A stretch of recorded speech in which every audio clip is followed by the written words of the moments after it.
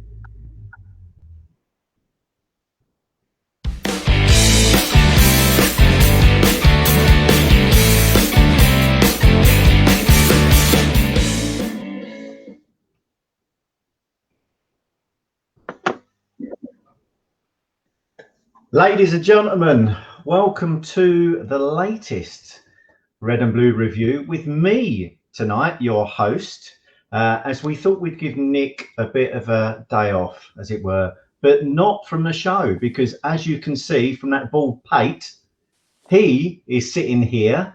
Hello, Nick. How's it going? Ian Lyons, the host. I've been given the hook, everyone. I'm well, mate. Thank you, and thanks for having me on as a guest. Well, exactly. And you're not the only relatively new face here as well. It's a warm welcome back to the wonderful Ben Akpamoni. Hi, Ben. How's it going, mate? It's good. Hi. Good. Well, I'm sure we'll catch up with some of your forthright views later on in the show. and well, someone is becoming a bit more of a regular, Mr. Noble. Good day to you, sir. How are things? Good evening, Mr. Lyons. It's nice for you to be in the chair tonight. I'm looking forward to it. Well, it's only a minute gone, so let's see how the other 59 or so go, hey, shall we? Before we kick things off, as always, please like the video, please follow the page. It does help a great deal for us, as does following us on YouTube and Twitter and Instagram. But with all the pleasantries done and dusted, I thought that since we've last spoken to each other, there's been a bit of a furore going on in the world of football. So I thought we would deal with the elephant in the room first off for the first 5 or 10 minutes, and that is the Super League and the fact that 6 English clubs, along with 6 other clubs, thought that they would just ride roughshod over 100+ years of culture and everything else that goes with it, and more importantly, the fans, and go their own way. So I just wanted to see what you guys thought of it out in Facebook land. So please put your comments on. Nick is going to be in the room, the chat room, and interact and try and bring some comments in for us. But firstly, let's see what you guys here thought of it. Ben, your thoughts on the Super League? I just when I heard the news and the timing of it, I was just like, no, these guys are being greedy. It's just being greedy. So you want a league where no one's relegated. You get 303 million a year for 15 years, and then you want to compete in the Premier League. How is that a level playing field? And then when I saw the 6 clubs here, and I looked, I said, well, look at the owners. 3 of them are from America, and that says it all. And I later find out that they had a meeting in 2017 where you had representatives from let me see, Man U, Liverpool, and one other, and they all and I was like, no, this is ridiculous. And what I really liked was the fact that for the first time, it united all fans across all clubs, and everyone said no. And the weird thing is, what they're saying is, we want the right to lose games, to have the opportunity to lose games. I mean, I couldn't disagree. I couldn't agree more.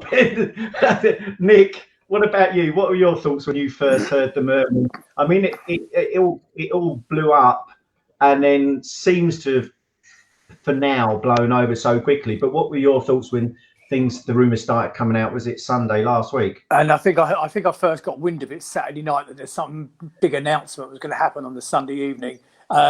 Ben, just kept picking up on something you just said a minute ago. You're right, 3 of them were American owners. Just a point of interest and point of note to everybody. Don't forget, we've got American owners as well. So it's a little bit concerning. I think what I was more annoyed about, and still to this day, nothing else has happened. Yes, it went away as quickly as it came. It hasn't gone away forever. Don't be fooled to thinking it's gone away forever, everybody, because it hasn't. Under the radar, they also slipped in some Champions League rule changes. Okay, that because of all the furore about this breakaway league, nobody has even picked up on the fact that they've introduced this new set of rules for the Champions League. What it was, using a Nick Philpott term, is a bit of a shit sandwich, really. Yeah, they've covered the more important news with the bigger news of the breakaway, and it's just, no sanctions whatsoever have been applied to any of the club. I'm sorry, but they need, in my mind, there should be at least a penalty deduction. If I'm honest, there should be at least a penalty deduction, if not a 2-year suspension from any European football. Yeah, they have brought the game into disrepute. That's the top and bottom of it. They brought the game into disrepute. They signed a contract to say that they would not be involved in any other football tournaments without the prior knowledge of the Premier League. Well, I'm sorry, they've broken that. There should be some serious sanctions, but we all know the Premier League are spineless and have got no backbone. Okay, they'll get nothing at all. I see that Jonathan in there say dock all the clubs 20 points and relegate Brighton. I think that'd be a popular solution. Nick, if you can just keep a track of some of the other comments, because there's loads of comments going in about it. Sure. Back to you in a minute. Ian, what are your thoughts? And following on from what Nick's been saying, what if there were some sanctions to be imposed? What would you like them to be, or would you like them to have sanctions? Oh, I thought it was a great idea, Super League. Fantastic. No, I'm only kidding. I didn't at all. I think. Cut him off, Lucy. I think Ben, you said something that really resonated with me, which absolutely. It brought the football world together, this, didn't it? We were united together in the fact that we didn't want this stupid idea to go ahead. And I never really had much time for Gary Neville before the other weekend. But now I've got loads of time for the guy because he was so outspoken. And you can see he was so hurt by it, and some of the others, to a lesser extent. But Gary Neville, he was so passionate about it, speaking out, saying, it got anything to do with it. It's wrong. It mustn't be allowed to happen. And sure enough, within 48 hours or a bit longer, it was turned on its head. But to answer your question, Ian, around the sanctions, do I think there should be sanctions? Yes, I do. I don't think they should be as severe as 2 years without European football. I don't think you can move the goalposts for next season's Champions League at this stage. But I think in terms of the domestic Premier League, they've violated the rules of the Premier League, as far as I understand it, by entering into this negotiation of this breakaway. So, if they brought the game into disrepute, and when other clubs violate the rules, they get points deducted, then I think they do need to have points deducted. Whether that's this season or next season, in all probability, if it's going to happen, it'll have to be next season. So they start the league next season with -12, say. They would still have it would still be enough to keep them all in the Premier League, probably. Maybe not Arsenal, who knows? But, start next season maybe with -12. That's where I would probably put it. Well, I mean, I think from my perspective, I think it's a bit harsh. It'll be harsh on the fans if the clubs get the sanctions. I think it's more. I would like the owners to get more sanctions. But what I do think is that this isn't just driven by the Americans. And I think it's lazy to consider it to be driven by the Americans just purely on the basis that there's no competition. This is really being driven by the two clubs that have made a mockery of the football transfer market and the fact that costs have gone out of control in Real Madrid and Barcelona, for me, I mean, they get voted in as presidents on the basis that they're going to purchase all these Galacticos, and these Galacticos cost money. And what they do is they just waste money on these players, and then they've built a model that inflates the market because the best players are just going to be, it's going to be an auction between those two. They nick all the talent, you know, under UEFA's against the rules a lot of the time. They've built, and what they've done is they now have built a model whereby they're so in hock because they don't even pay the fees up front. They pay them over God knows how many years, have to sell players, blah, blah, blah, blah, blah, that they need to win everything. And now they're not winning everything. That's when the cracks are really starting to appear. And that is why they are cajoling. And, you know, and I think that's why they're the two that are still in it, because they are desperate for this to work.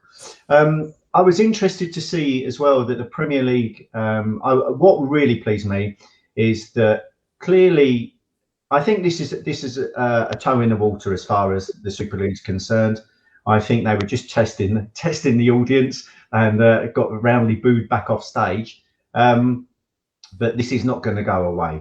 And UEFA, listen, UEFA are just as bad. I think they have some points with regards to UEFA, but the way they've gone about it, I think, has really, really been the wrong way. And I think the biggest sanction that I was totally agreed with from the start, ban players from representing their national teams, because ultimately a club is only as good as its fans and its players. If you cannot attract players because you will never be allowed to be your national team, you'll end up like with the Chinese Super League. That's all it'll be, an overinflated, overrated Super League for the benefit of the few. It's a circus, mate. That's all it is. Indeed. Nick, what are the comments coming through, mate? Quite a few coming into it. I mean, it just reminds me, I don't know if any of you are actually old enough to remember the Kerry Packer cricket thing. Yeah. Back in the late 70s, Kerry Packer. And that's what it would become. It would become a franchise model like Kerry Packer was. It soon went away, but alas, Ian, I believe you're correct. This isn't going to go away. In the chat, Matty Cannon saying, good evening, Matty. By the way, ladies and gentlemen out there in Facebook land, I am sitting here reading every single comment, so keep them coming and be nice to me, please, because this is a completely alien for me. I don't normally get a chance to read going live. They will likely brush it under the carpet, play it down and move on to the next season, hoping we all forget about it. The Premier League, scared of upsetting the big boys. What players and managers would want this? Not any, as far as he's concerned. Lee Lockwood, hello, mate. 30-point deduction, £100 million fine, and banned from UEFA competition for 3 years. That would be a suitable punishment. I think it's probably tongue in cheek. Laurie Scott said they deserve kicking out. John Cook agrees with you, Ian. It will happen again. Good. Okay. Well, I think we've done that to death for now. No doubt it'll be a topic for comment at some point during the coming months and weeks and months. But yeah, I mean, it would have been wrong of us not to have at least had 10 minutes on what was a momentous 48 hours for the leagues. And Chelsea have just gone 1-0 up as well. So Real Madrid, up yours. Right. Let's move on to last night's game then. Yeah, after quite a long absence, a 2-week absence, we managed to get. Well, we were told during the week, weren't we, boys, that it was a fully fit squad, and then lo and behold, the lineup is released, and we have Chiarte and Dan at the back. So the starting lineup was Greater, Ward, Chiarte, Dan, Van Aanholt, Riedewald, which I was pleased to see is still in there, Luka Milivojevic, Eze playing in the middle in a 5, Jordan Ayew, Benteke and Zaha. So who should we go to first? Ben, what were your thoughts on that starting lineup when you saw it? I wasn't surprised at all because Roy doesn't change anything. I think I put it in a Twitter tweet I put out or something. We are the football equivalent of madness, doing the same thing over and over and over again, hoping that something different will happen. We've heard that so many times. I don't even have to look at the team sheet because I know who he's going to put there, and it only changes when there's an injury.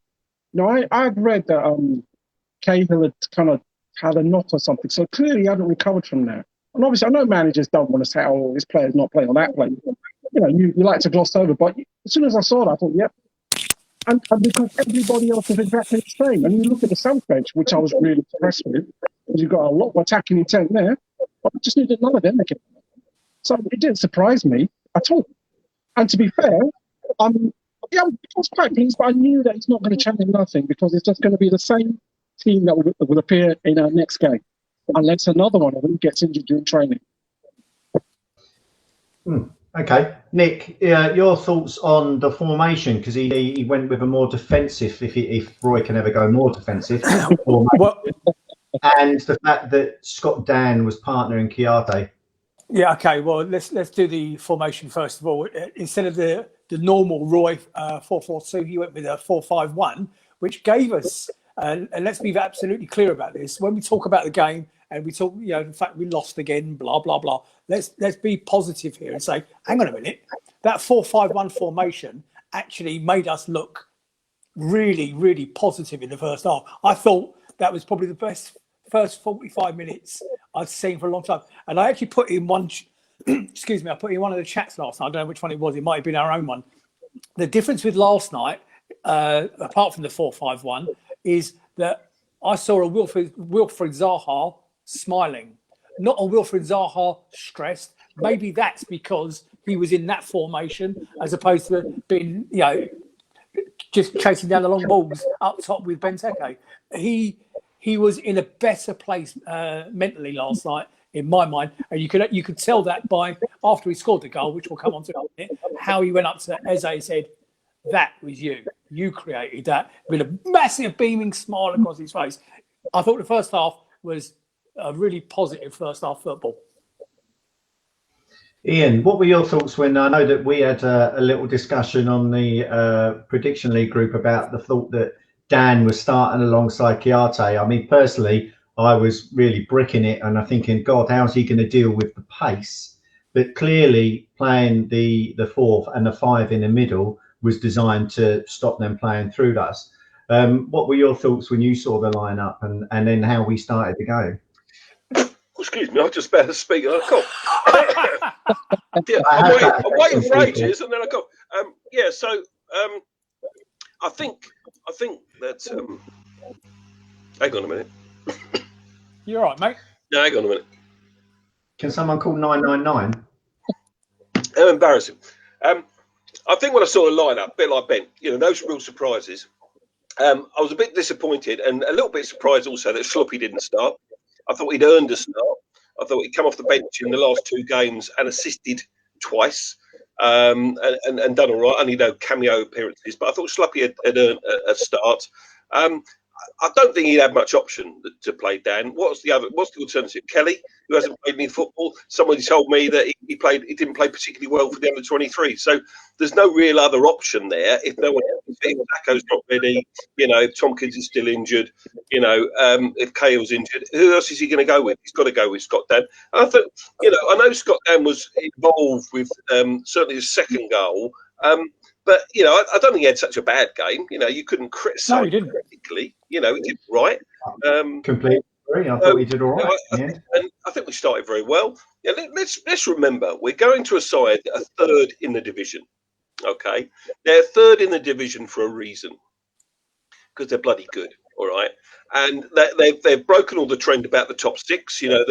They've broken away from that. They're only 7 years previously they were playing championship football. They're the kind of club, and what they've done is something that we should be looking at ourselves saying that could and should have been Crystal Palace doing this 3rd in the division after 8 years in the Premier League, but it's not. So fair play to Leicester City. Their recruitment policy's been fantastic.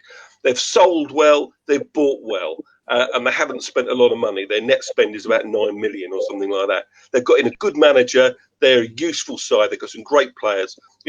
Everybody but everyone was saying Leicester City are favourites. So, as Nick said, the fact that we started so well and we went in front and we held our own in that first half, probably best first 45 minutes I've seen since West Ham away, when we also played very, very well in that first 45.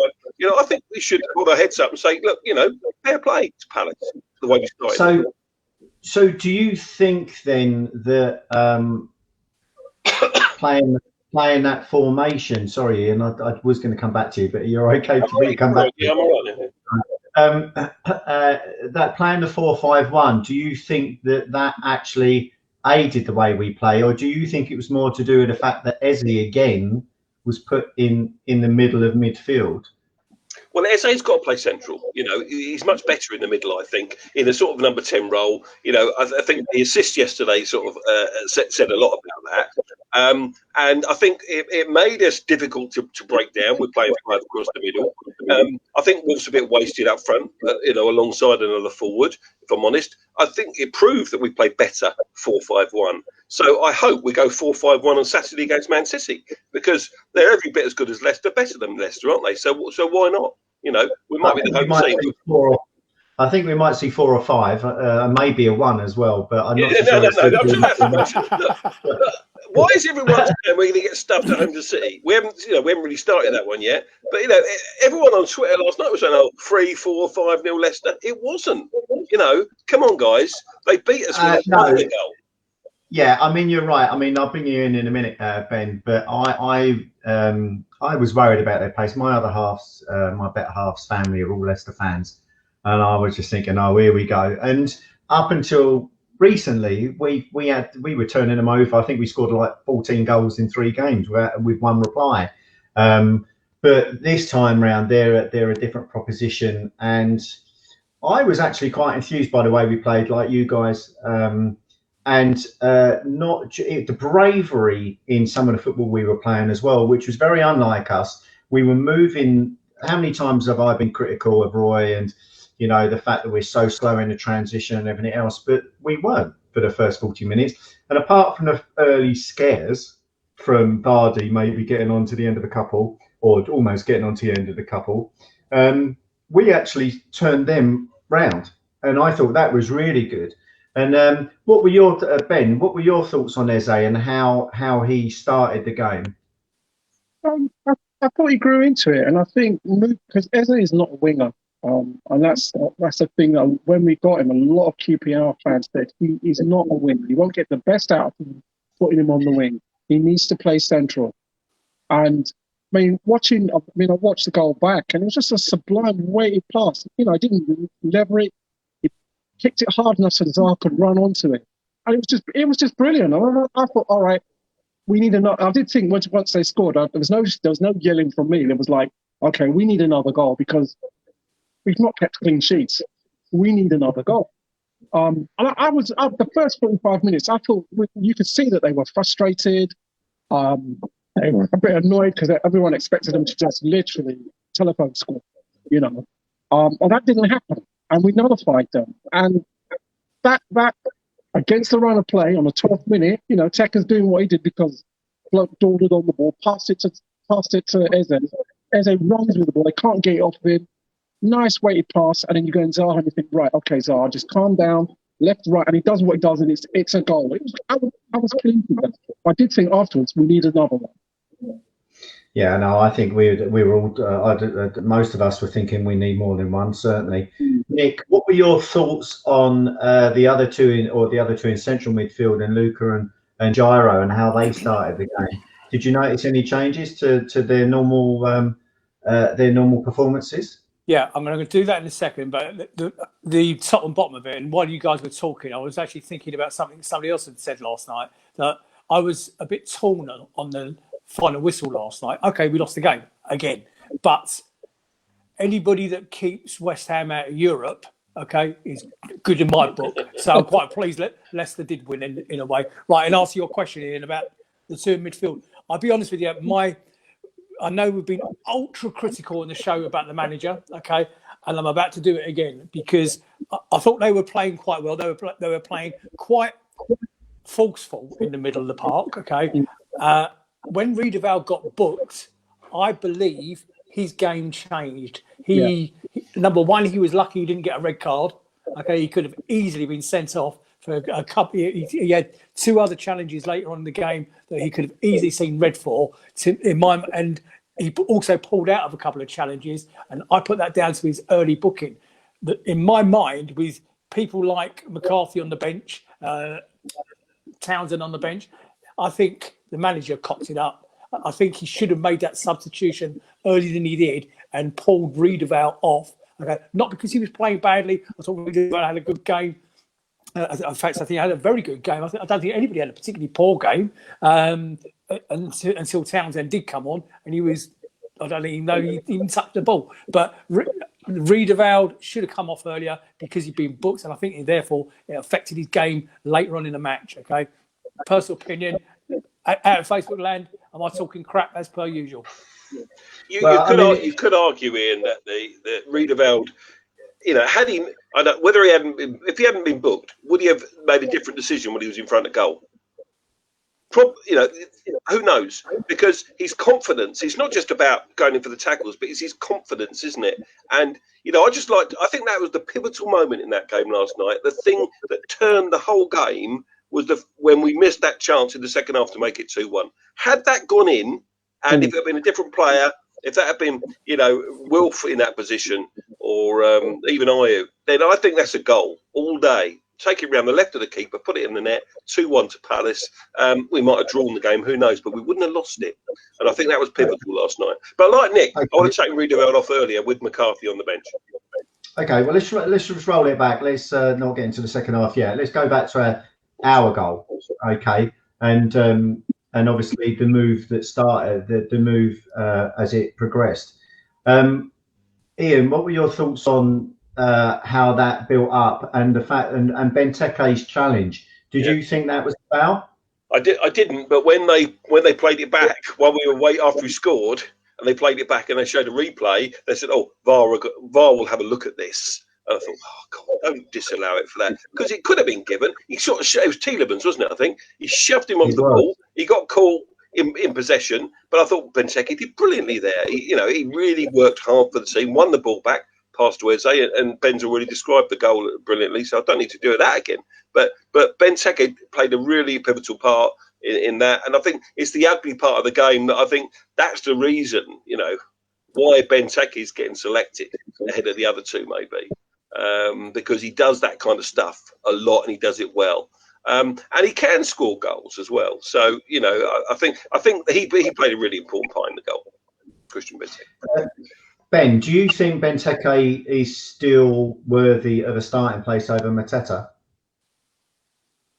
I think maybe first half, and then if things aren't working out, put Mateta, because Mateta is not the same as Benteke, and I think he's more attack minded. Because there was something a commentator said on the screen I was watching, and he said the thing with Benteke is that he doesn't create chances. He rather waits for the ball to come to him and then do something.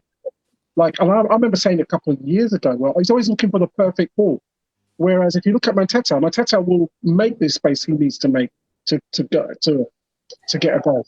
Because if you can cast your mind back to that wonderful game on the South Coast where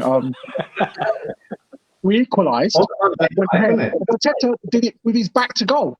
Tekers would never do that. Good point. Maybe not. He would never do that. So I'm not saying have both of them on because I don't know how that works, but that Mateta's more.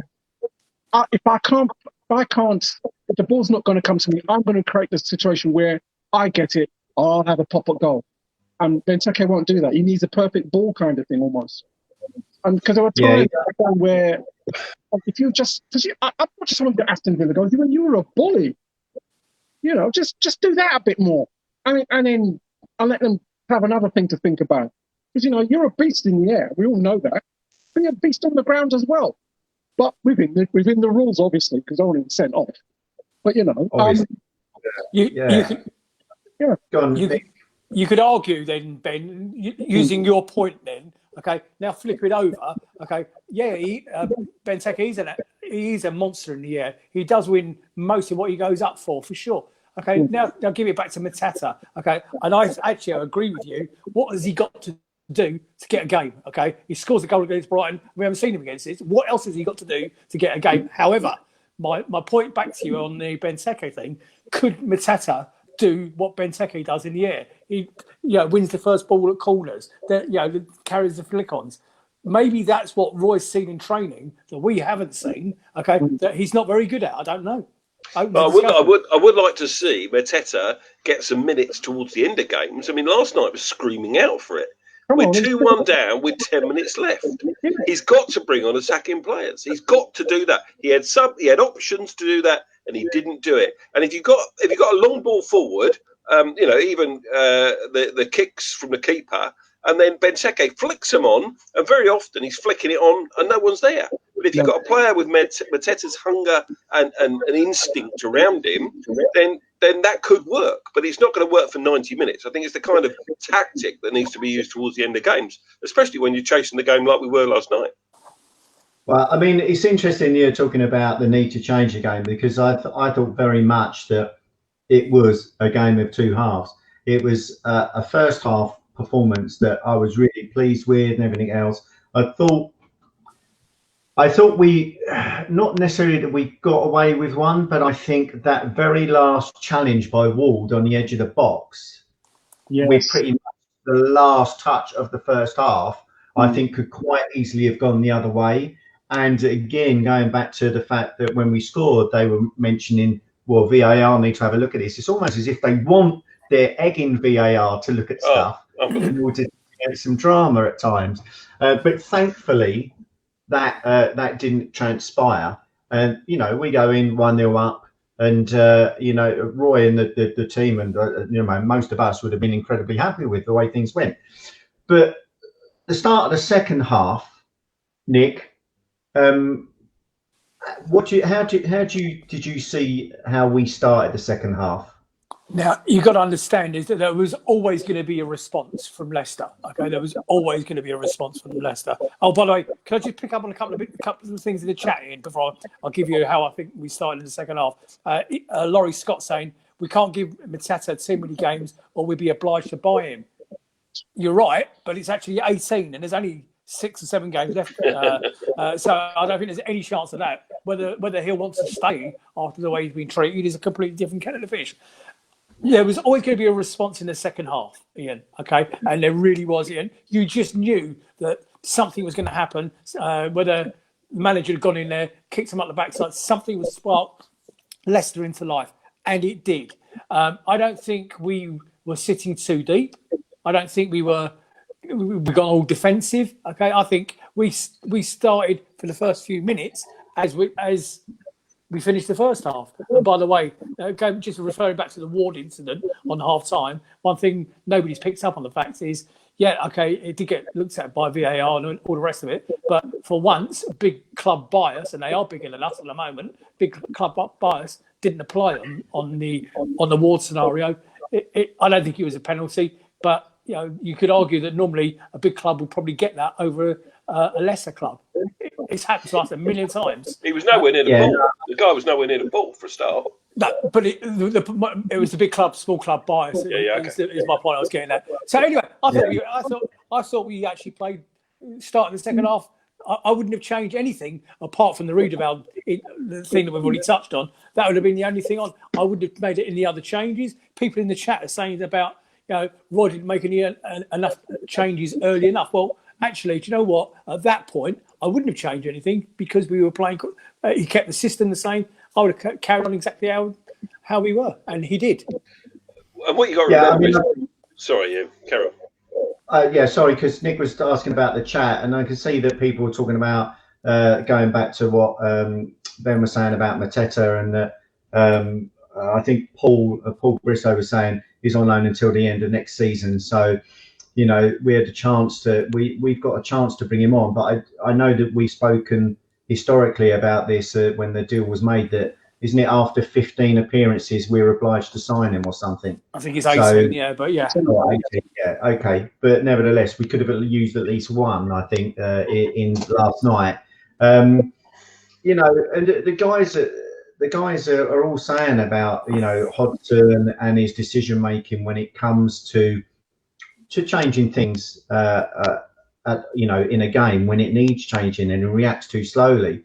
And the reason I asked you the question, Nick, about the performance in the second half is because for me, the performance was night and day. We started so slowly.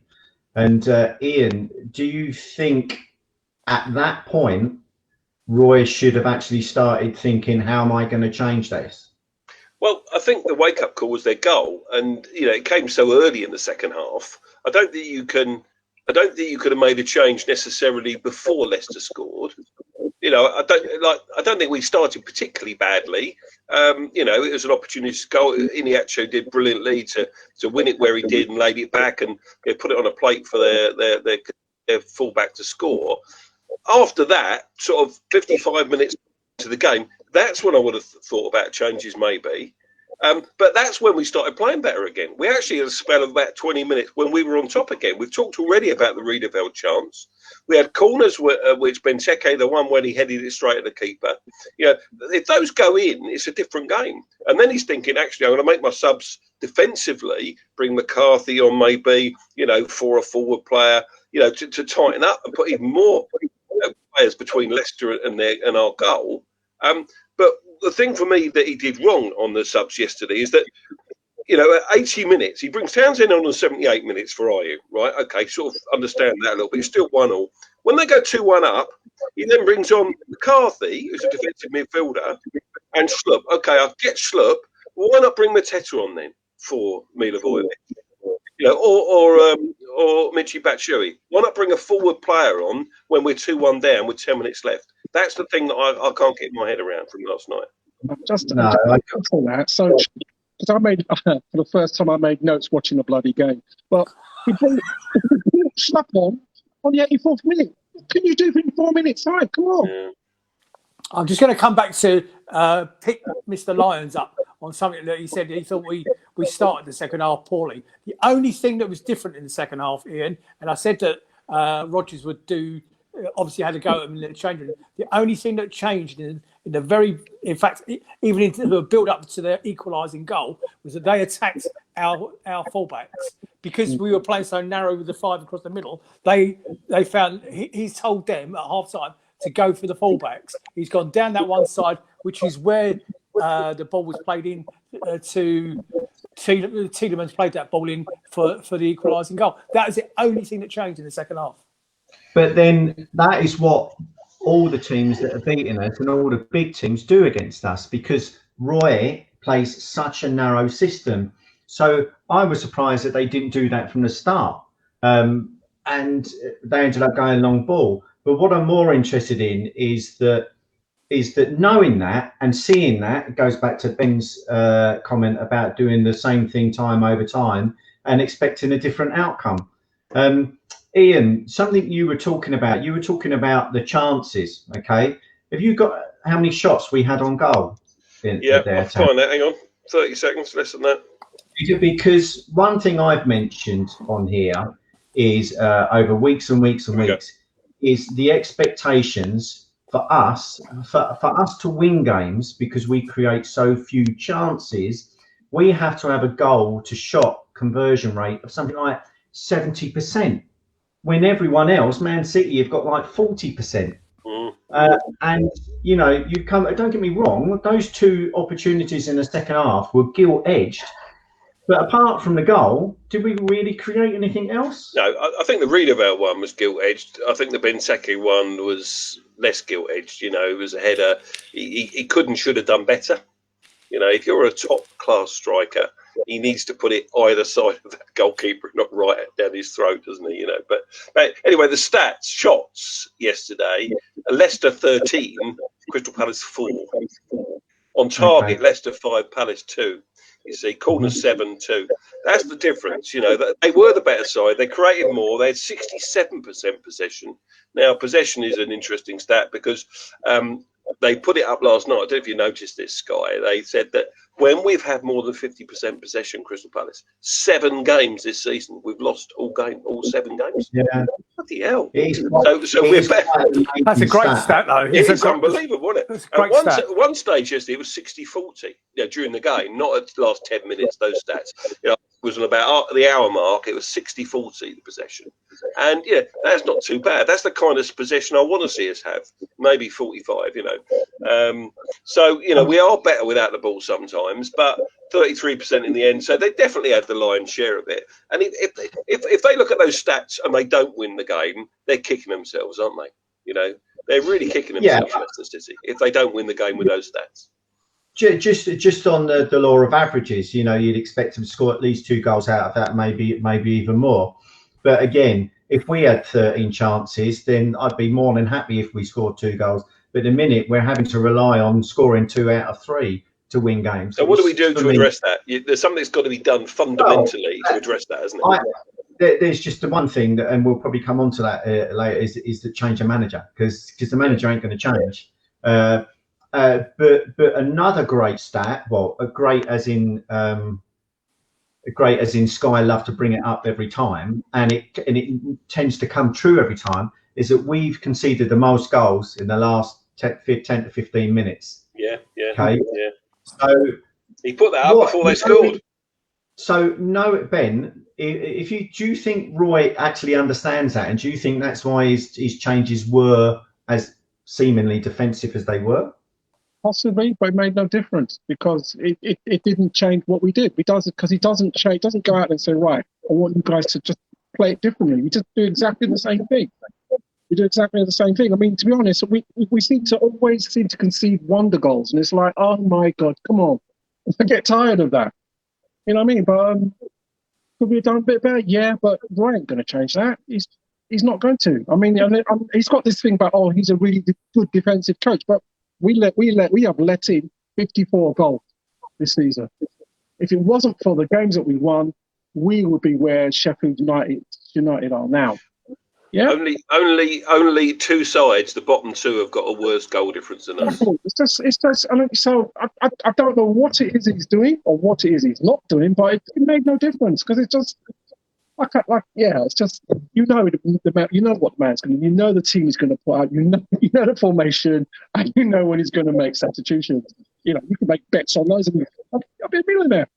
And nothing changes. Definition of madness. Nothing changes. Over again. And I'm not one. I've never normally been like this at all. But you know what? For me, I'm going to jump the gun now. Personally, I'm like him at the end of the season. We clap him. Thank you very much. But we're going in a slightly different direction because I'm done. And I'm. This is the first time I've ever felt like this. I mean, under Frank the Ball. Look, man, no things. But this, after last season, no, I'm done. You know what? Thank you. I hope we stay up. And it's like, thank you very much for what you've done, but we want to go in a slightly different direction. I don't want him moving upstairs. No, just go and enjoy your retirement, man. Yes. Well said. Okay. Right. Nick, I'm coming to you in a minute. Tom Clark Samuel, a good friend of the show, has put in the comments, more goals than Sterling, more goals than Mahrez, Aubameyang, Mane, Grealish, Werner, Richarlison. Will Zaha reaches double figures in the Premier League once again for Palace? My thoughts on that, great, because that's what we would expect from someone of his quality, is to score goals. But how many of his goals have won us games? It's easy to score goals when, you lose games. They're the goals that don't really matter. If you look at the others, how many goals have they scored that are winners? So again, it's stats, they tell one story according to how you want to perceive them. And, the truth may be something somewhat different. Nick, you wanted to come back with something just a minute ago. I did indeed. Talking about stats. So first of all, before I come on to what I'm actually going to mention here, because you guys aren't aware of this, last night's commentary by Sky Sports, how many times was it a Leicester City loving or what? They were just so biased. I can't stand them. It's the only way we can watch a game is by watching that. But anybody know the name of that twat that was actually commentating? Because he was no. The main commentator. He was a summariser. Anyway, he's the one that normally commentates our games. To be fair, I actually thought they were. I thought they were okay. Look, Leicester are a hard club to hate and dislike. They play good football, and what they did do, and Hinchcliffe especially, which worried me a little bit because it means that he won't be with us for long. He actually purred over Eze and his movement on the ball and all this sort of stuff. So, I understand what you're saying, but you have to see it for what it is, really. Okay, so going back to the stat that they gave up about us conceding late goals, it's absolute cobblers, and I have them. How sad is that? A whole list of them here. Every goal, thank you, Nigel Croucher, who gave me between minute 80 and minute 95, we've actually conceded. Out of how many goals did you say, Ben? Was it 53? 54. 54. We've actually conceded 11. Okay. Between the minute 50 and the minute 68, we actually conceded 16. So they're talking crap anyway. That was last 15, and at that time we'd conceded 14, and I think it's now 15. But again, stats, isn't it? Everyone moves the goalpost differently. But indeed, regardless, even if you take the 11 or what is now 12, unless Nigel's stats took into account last night, is that really good enough out of 30 odd games? We've conceded that many goals in the last 10 minutes. I think the way that we play, the way that Roy likes the teams to play, it burns players out because it's a tough game playing defence versus attack, and us being the defence and trying to catch people then on the counter attack. And we've got the oldest squad and is intent on continually playing them. So what was interesting last night is the thought that went through my head is 10 of our players have still got contracts to be sorted out. And how many of those were on the pitch and actually playing for a contract last night? What are your thoughts on that, Nick? Oh, certainly Benteke is definitely right up there. And it's something we've spoken about for some time now. A lot of these players are playing for a contract. And do you know what? Benteke did deserve to be. People are saying, Lee Lock was saying, tired legs, old players, and why can't anybody in the club grasp that? Well, he's not going to renew Scott Dan. Scott, I love you. You've been a brilliant servant to the club. Adios, amigo. There's going to be a whole range of them, and I haven't got my list here of out of contract players, but I would say probably 5 or 6 of those are going to go. Okay, whoever the manager is, even if it's Hodgson, God forbid, even if it's Hodgson, they're going to have to bring some more players in because the squad was thin at the beginning of the season anyway. So we're going to lose 5 or 6 of those players. We've got to bring some players in. So, yes, he's negative. Yes, they're old. Yes, they're tired. But look ahead to next season. Okay, let's get this one out of the way, and I can't wait for it to end, quite frankly. But there's got to be, and will be, some fresh blood in the playing squad. Hopefully there'll be some fresh blood in the manager seat as well. Thanks, Nick. Ian, out of those 10 out of contract, or let's put it a different way, who would you give a contract to for next season currently? I can't remember who's on the list, to be honest with you. So it would help if we knew that. Put it this way: who do you want not to be in the squad this time next season? Okay, Scott Dan we've talked about. Probably Martin Kelly, to be fair, because he hasn't played any football. Again, he's been a good servant to the club, but I don't think he's quite good enough anymore. PVA? PVA, yeah, I think his time is up as well. I think PVA... Sorry? Sacco? Sacco, yeah, he can go as well, as far as I'm concerned. He's on big money, isn't he? Look, who's doing this question, you or me? No, I'm just giving you the players. I'm just writing them down as I'm remembering them. We can't write things down. I said on a show the other week, I would give Cahill another 12 months, and I would. I think as long as you got a fit Gary Cahill, and I would give him the armband as well. I'd say go and captain this team. Yeah, I've got a stat for you on Cahill, which I saw on Twitter, which is amazing. Minutes played in the Premier League. Number 1 player for minutes played in the Premier League ever, Petr Cech, 33,324. Second, Gareth Barry, 33,211. Third, Gary Cahill, 33,014. So he's actually chasing a record. I didn't know that. It's amazing. So wow, not bad. So Gary Cahill another year, give him the armband, wrap him up in cotton wool. That's what I would do with him.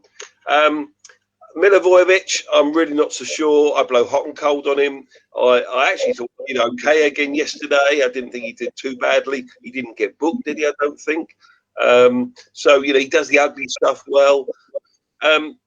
We don't see enough of these players to really know what the right decisions are. But I think with someone like PVA, if you get offered money for him, then for crying out loud, sell him. Because he's been with us a long time. We only paid 14 million, I think, to Sunderland for him. We've got Tyrick Mitchell there. We've probably got others. We can buy another left back, for 5 million or something from a championship club. I don't know, and to have a cover. But Tyrick Mitchell, he's played a few times. I'm sure we'll come on to this, but I'd like to see Tyrick Mitchell have some game time now at left back. I really would. I don't think it's fair, unless he's just not doing it in training or something we just don't know about. But he's a much better defensive player than Patrick Van Arnold, much, much better. And I want to see him have some minutes. What about you, Ben? Who would you like to say wave goodbye to over the close season? I agree with Ian, to be honest.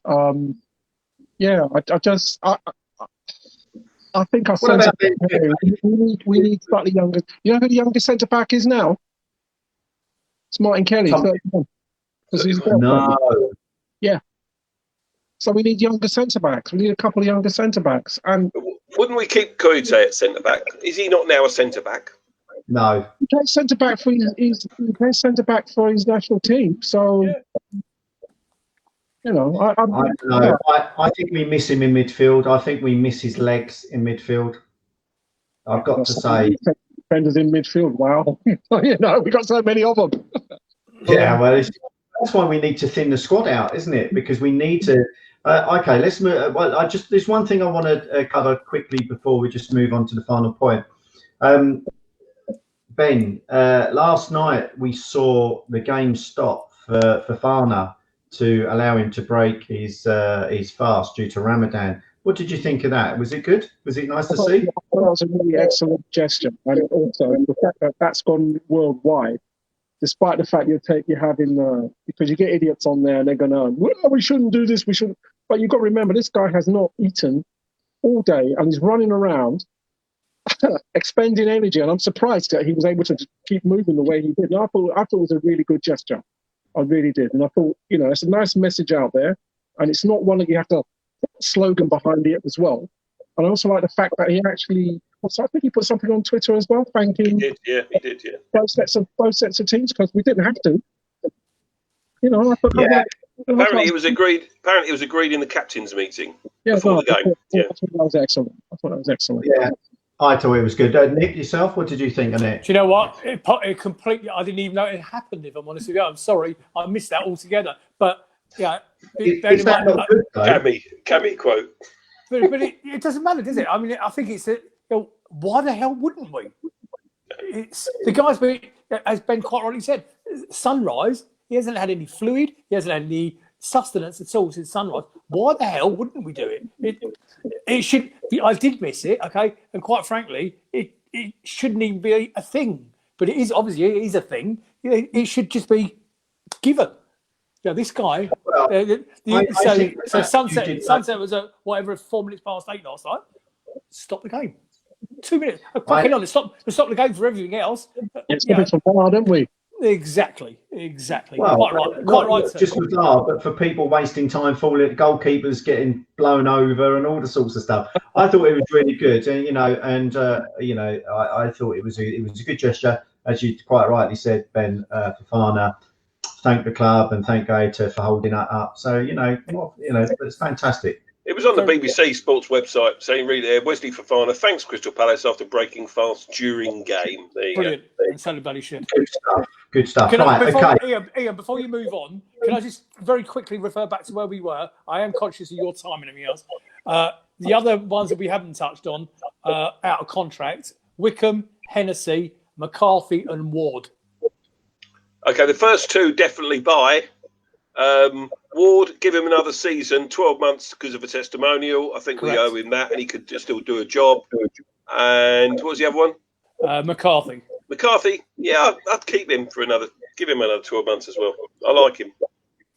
Just one last comment on the fasting. Paul Bristow's just put Chiarte broke his fast at the same time too, apparently. So maybe it was a mutual agreement, but who cares? It was good to see. Right, okay. I think we've done the game to bits now. I think to summarise, I thought we played better than a lot of us expected us to. The first half better than the second half. And to be fair, the goal that Iheanacho scored, he's got 14 in 14 or something like that. And he's just on one of those streaks, and there's nothing that the guys could have done to stop it, really. And it is what it is. But moving forward, we've now got 5 games left. Okay, and we've now got Man City, 6. Sheffield United, Villa, Arsenal, and Liverpool. And Southampton away as well. Sorry? And Southampton away as well. Yeah, sorry. Yeah, I missed that one out. So we've got 6.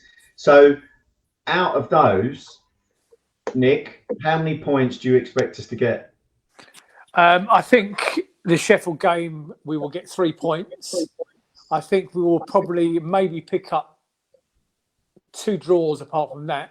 And I've got to say to you, that's as optimistic as I can get. I think 5 points will probably be, and if it is 5 points, well, that takes us over the required 40 because we're still not there. You know, people are.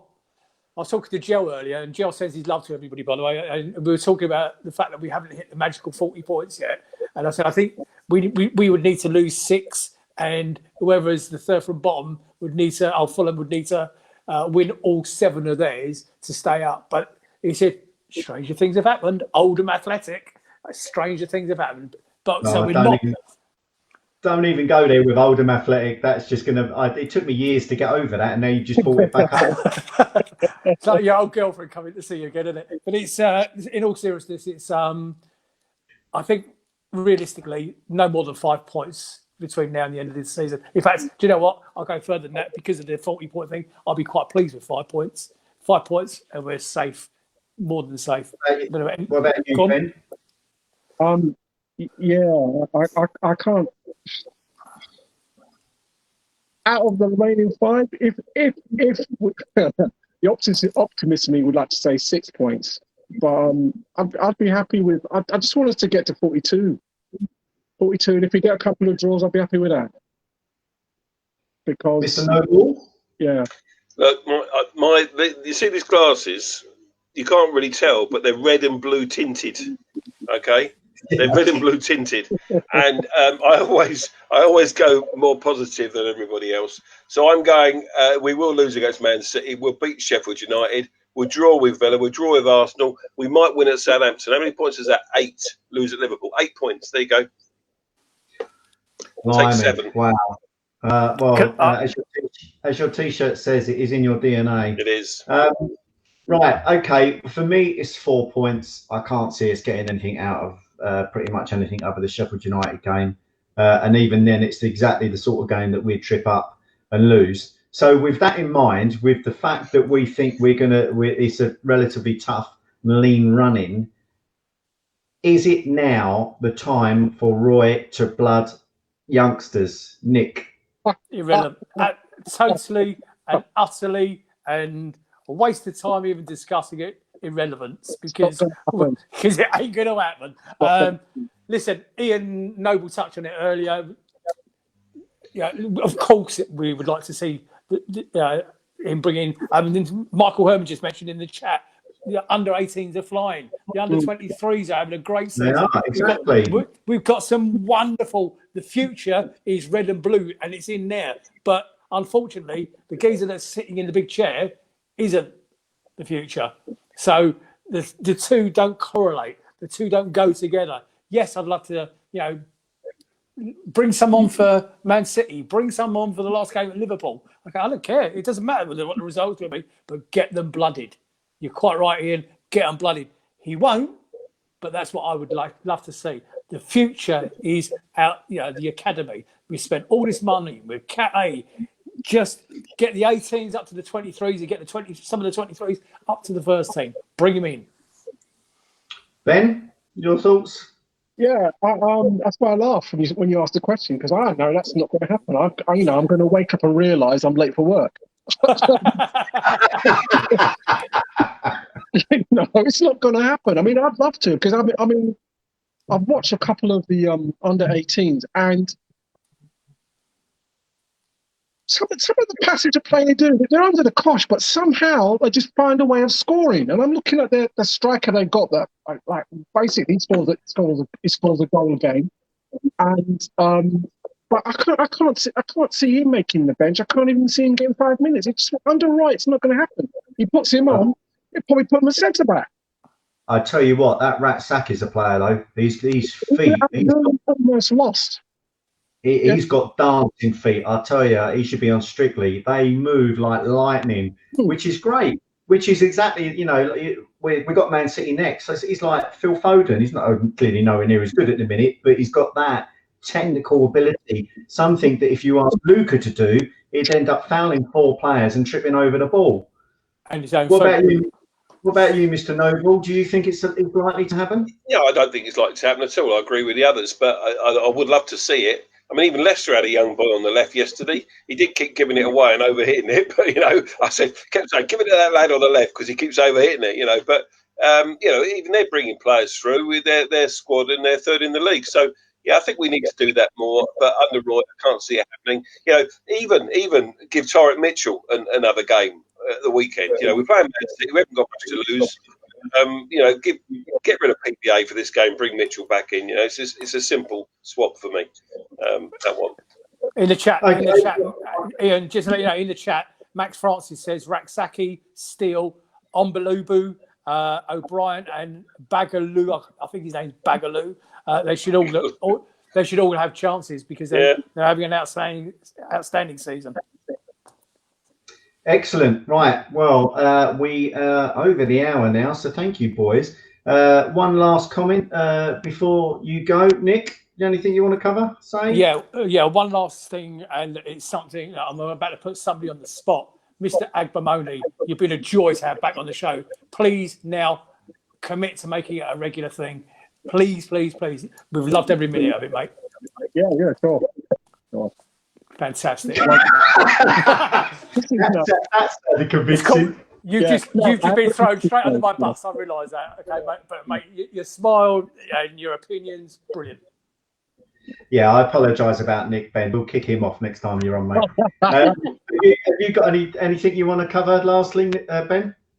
No, I just want the season over with, to be fair. I want us to go into our 9th season in the Premier League? Yeah.